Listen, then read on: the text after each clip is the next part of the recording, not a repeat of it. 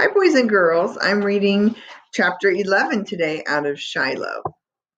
It's only after I lie back down on the couch that night that I realize what all I've done.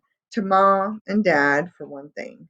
Ma's still awake. I can see the light in the bedroom as Dad goes on down the hall. And then I hear voices. Not all of what they say, but enough. Ray, I told you I just found out about that dog myself. Secrets for me, you and Marty. Till tomorrow, I would have told you then. Every day, the mail to Judd's place mentions that dog to me, and all the time, up on my own property, me not even knowing. I bring my arms up over my ears and hold them there. So many things going wrong. It's hard to remember anything going right. Doc Murphy knows I've got Judd's dog now. Dad's mad at Ma, and we won't know till tomorrow if Shiloh's even going to make it. Worst of all, I'd brought Shiloh here to keep him from being hurt. And what that German Shepherd done to him was probably worse than anything Judd Travers would have brought himself to do, short of shooting him anyways. This time, when the tears come again, I don't even fight, don't even try holding back. I must have slept through Dad's going off to work the next morning because when I wake, Becky's standing beside the couch eating a piece of honey toast and breathing on my face.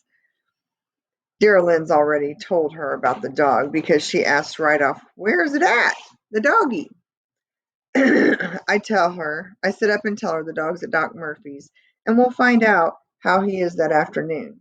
Then I look in the kitchen at Ma. There's a set look about the lips. That means trouble. That means don't mess with her, because she's already in trouble with Dad. I go outside, pick me a couple of wormy peaches, and sit on the stoop, eating at them, spitting out the wormy places. Dear Lynn comes out and sits beside me. Today she's all kindness. Judd Travers don't take care of his dog, Marty. No wonder it comes up here, she says, trying to say the right thing. I can tell she's been figuring it all out from what she could overhear between Ma and Dad, and anything else Ma told her. I take another bite of peach. It wasn't like you stole him, she says. That dog come up here on his own. Just hush up, dear Lynn, I say, which I had no business saying. I didn't want to talk to anyone, that's all.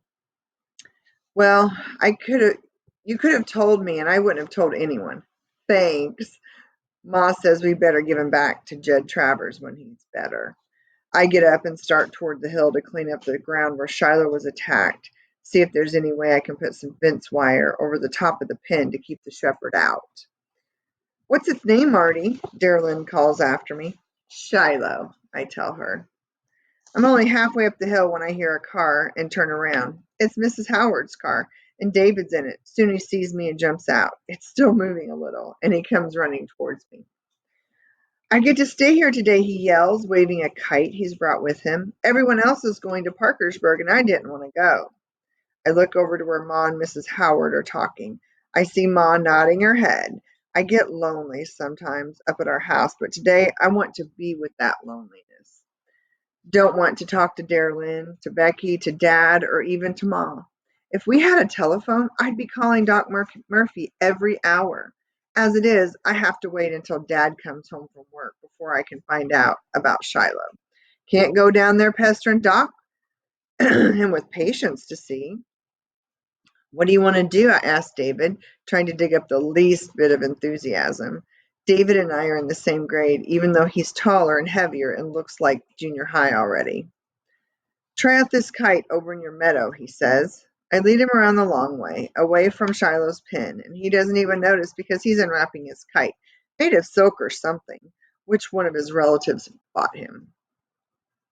We stand out in the meadow, flying the kite, and I watch the blue and yellow and green tail whipping around in the breeze, and I think about Shiloh's tail, the way it wags. You get a dog on your mind, and it seems to fill up the whole space. Everything you do reminds you of that dog. When we bring the kite down later, though David sees a groundhog, and the next thing you know, he's after it. The groundhog zigzagging this way and that, David yelling like crazy. I'm taking your kite back to the house, David, I yell when I see him getting near Shiloh's pen. He goes on running and yelling. I'm going to get me a handful of soda crackers. You want to make some peanut butter cracker sandwiches? I call out, trying to get him to follow. And then his yelling stops. Hey, he says. I know what he's found the pin, and I walk over. What's this? David asks. And he looks at the blood on the ground. Hey, what happened here? I go over and yank his arm and make him sit down, and he's looking at me bug-eyed. You listen to me, David Howard, I say.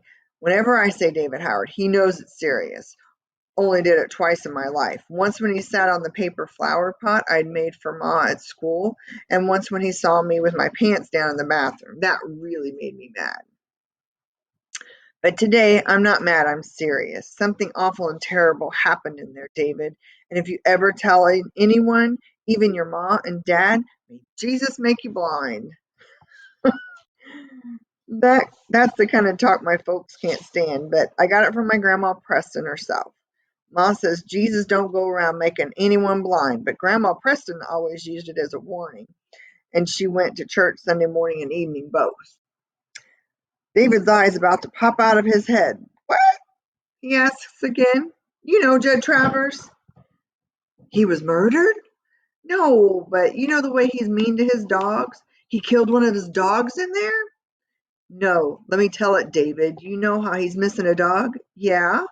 Well, it come up here on its own, and I let him stay. I built him a pen and kept him secret and named him Shiloh. David stares at me, then at the blood in the pen, and then back at me again. Last night, I tell him, Baker's German Shepherd jumped the fence and tore him up. We took Shiloh to Doc Murphy, and Jed don't know. David's mouth falls open and hangs there. Wow, he says. And then he says it again.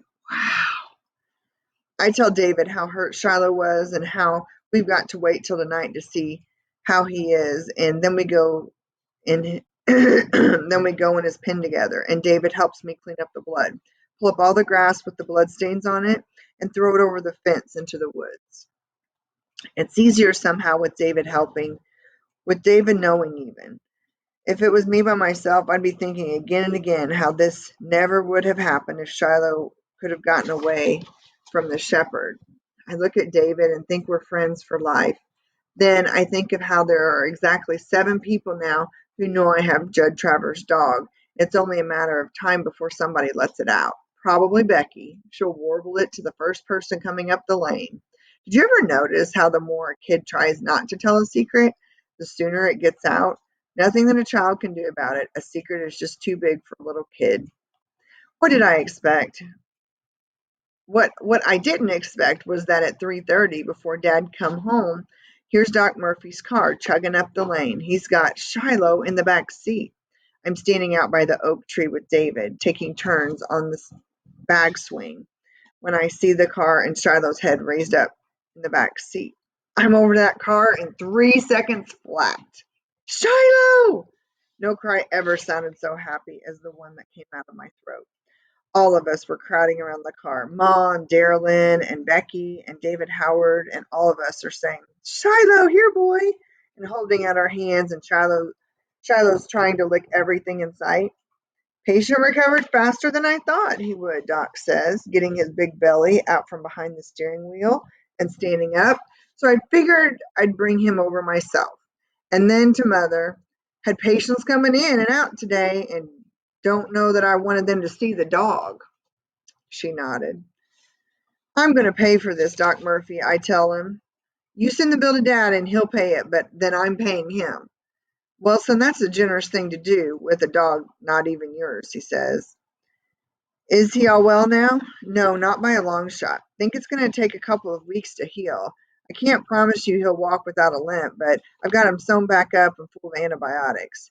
If you could keep him quiet for a few days and off that leg, I think he'll pull through just fine.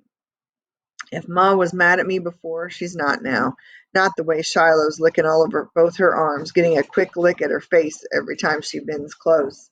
Becky sticking her hand out for Shiloh to lick. And when he does, she squeals and pulls back. Shiloh's tail's going like crazy. It's like a welcome home party. Ma has me bring the cardboard box from the shed, and we put an old pillow at the bottom of it and cover it with a clean sheet. And Doc Murphy lays Shiloh down inside of it. Shiloh seems to know he can't walk too good because as soon as he tries to stand up, he sits back down again and licks at his leg. I'm glad Shiloh's back. I'm glad he's going to get better and that we can keep him till he's well. But the more I sit there petting his head, feeling his happiness, the more I know we can't give him up. I won't.